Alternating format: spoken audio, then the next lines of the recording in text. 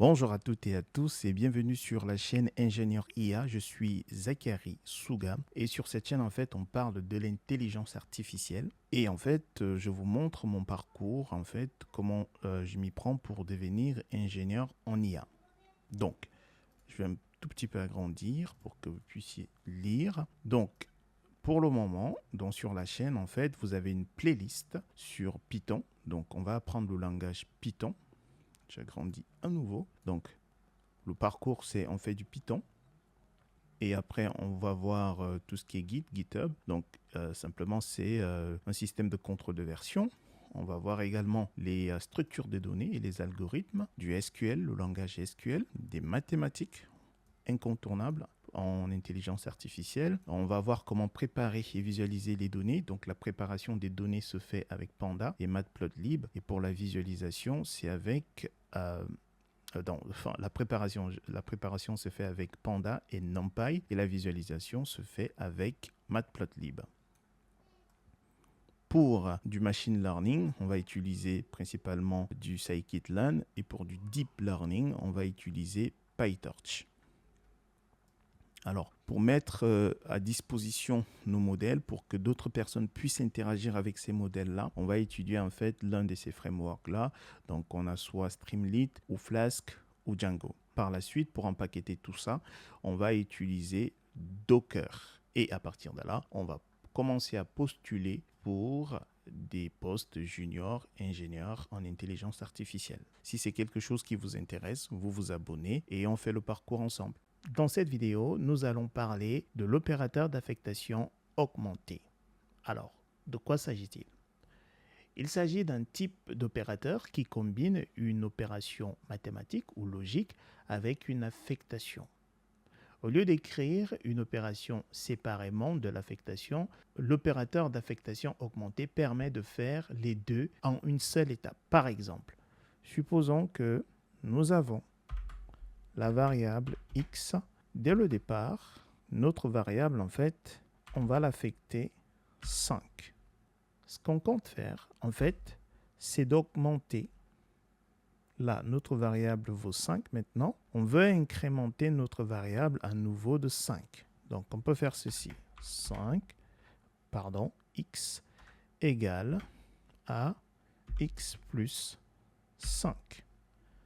Alors, initialement, lorsqu'on a initialisé notre variable, on lui a donné la valeur 5.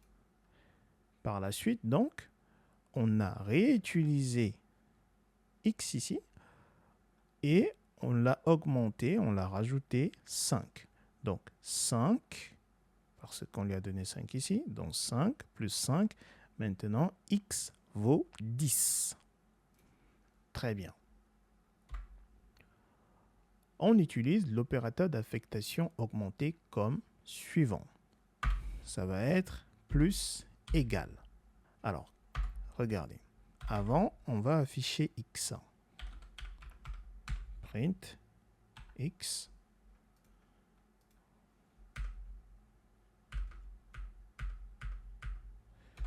Donc, il ne veut pas. C'est Python et base. X vaut 10. Donc, maintenant, on va faire la même chose. On va faire y vaut 3. Et on veut incrémenter y de 3 à nouveau. Cette fois-ci, on va utiliser l'opérateur d'affectation augmentée. Donc, c'est y plus égale 3. Ça, c'est pareil que y égale à y plus 3. Donc, on va effacer ceci. Donc, voici comment, en fait, on utilise l'opérateur d'affectation augmentée. Donc, maintenant, si on fait print de y, à votre avis, il va donner quoi? 6. Y de le départ a été initialisé avec la valeur 3. Par la suite, on incrémente de 3 à nouveau. Donc, si je fais ceci, j'ai bel et bien 6. Le 10 ici, ça vient de là. Très bien. Vous l'avez compris, le plus égal est l'opérateur d'affectation qui combine l'addition et l'affectation dans une seule expression.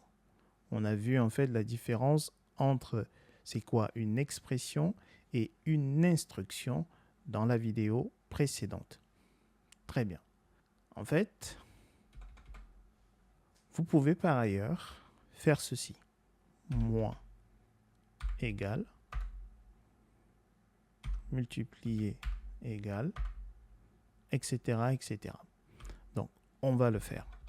Donc ici, on va avoir par exemple B vaut 15 et je veux décrémenter B de 5. Donc je vais faire B moins égal 5. Si j'imprime, je vais avoir, si j'imprime B, B maintenant vaut 10.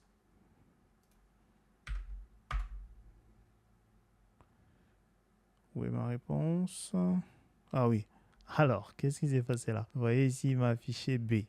Je vais effacer ceci pour que, en fait, il n'y ait plus de confusion. Il m'a affiché B, pourquoi? Parce que j'ai mis les doubles quotes. Donc, en fait, B ici, c'est un string.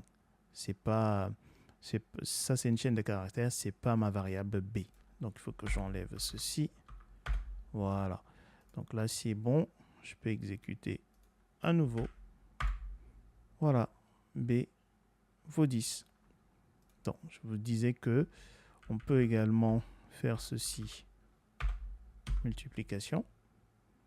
Donc, on va faire B dès le départ vaut 2.